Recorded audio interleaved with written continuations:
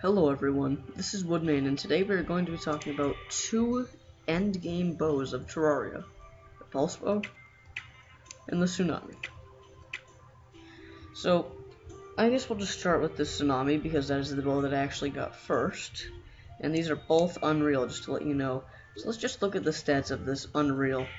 So it's going to do 87 range damage, 39% critical strike chance, and it's a fast speed, which it really is.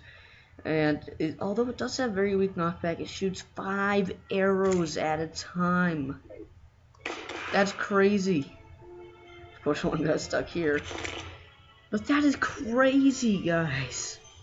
Crazy. And that's a very high critical strike chance. That's really good. The one thing you can't do with this is hold down click. And I got some lag when I did that for whatever reason, but yeah, you cannot just hold it down, kind of like, weapons, you can just hold down and they'll keep firing. No, you have to click every single time, which can be a pain, but, I mean, it's worth it. It's the Tsunami. So, let's just talk a little bit about how you get it. Well, not the most easy task ever. Basically, you have to defeat the, currently as of 1.2.4.1, it is the hardest boss in the game, and that is Duke Fishron, and it is dropped from him. It's a 1 in 5 chance. And it's, so that's how you get it. Yeah, kind of hard, but let's talk about the arrows and what you're going to use for ammo, because it's a little bit different. So, first of all, I already said that it doesn't auto-fire, but also, because of how pierce damage works, it's maximized by using non-piercing arrows. So, because the piercing arrows are going to add, they're going to add invincibility to a mob after you kill it a few times, well, after you hit it a few times. I mean, of course with a simple mob like this, I kill it in one hit, but I mean like with a boss. If you're piercing through it, it's going to get invincibility for like a few frames after you hit it once, which means 5 arrows at a time really won't do much.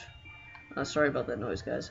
So, I mean, you're going to have to decide what kind of arrows you want. I'm just using Hellfire currently, and I use Venom arrows for certain bows that I use, but, I mean, honestly, you're just going to have to find what works good for you.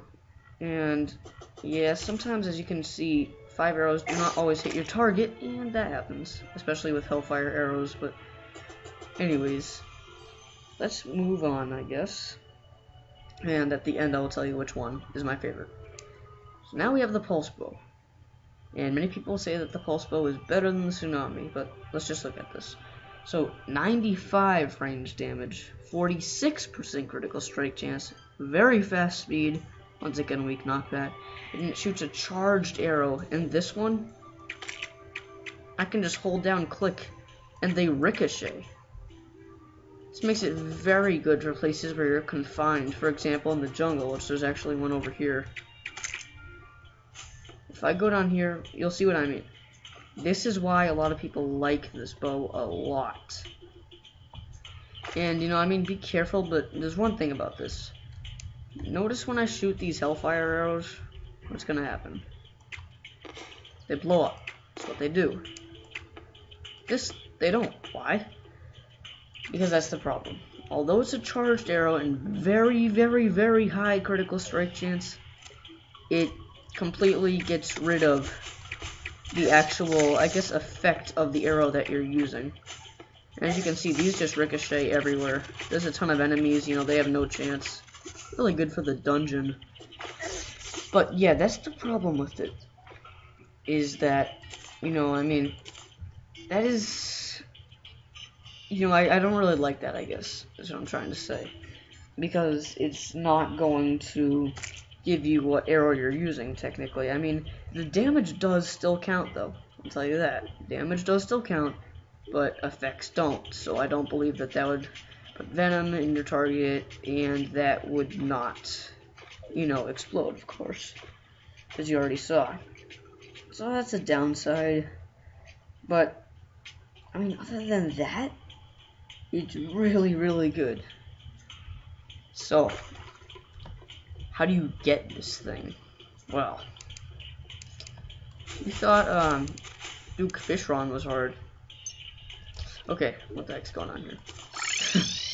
Alright, yeah, if you thought Duke Fish Run was hard, well, this one I'm not gonna say is harder to actually get, it's just the chance of it happening.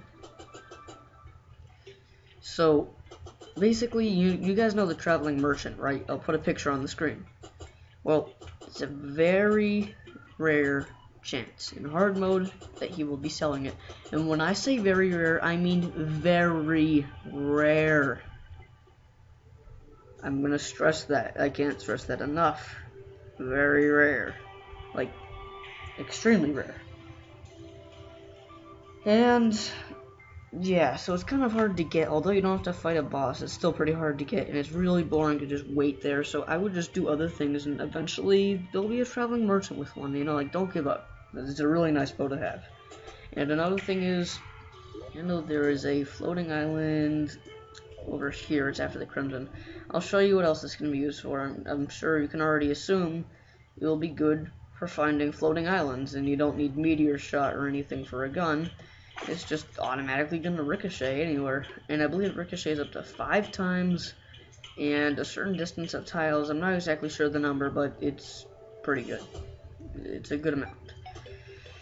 So let's just check this map quickly. Yeah. So let me show you what I'm talking about. For those of you who have never used meteor shot to find a floating island before, this is what happens. See how it's directly above me? I fire it. It comes right back down.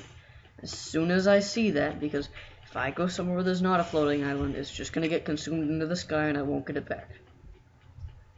As soon as I go under a floating island and I shoot it, as soon as I see it come back, I fly up, and sure enough, it was bouncing off this. So, that's useful. That's another reason why I really like this bow. So, now, here's the question you've all been waiting for. Which one is better? It's really a hard one to honestly pick one. But I'm going to have to go with...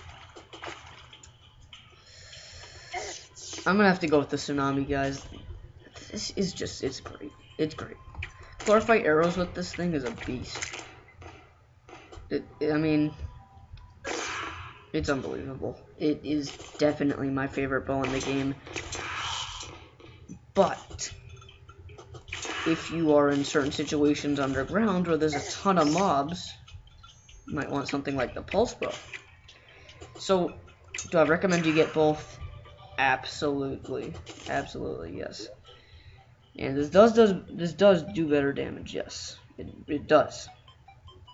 And you can hold it down, so it's a really good one, but I have to go with the Tsunami, guys. It's great. So let me just kill the King Slime with both of these quickly for you. Yeah, this will be a quick fight. Come on, where are you? Alright, I guess it's this way. Come on, where are you? Here we go. Watch this.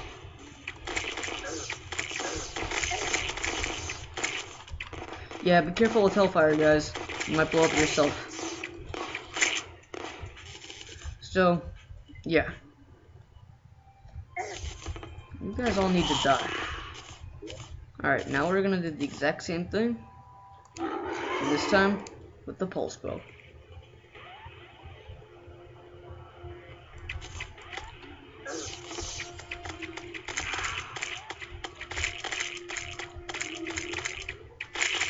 As you can see, I mean, I guess it was kind of a quicker battle.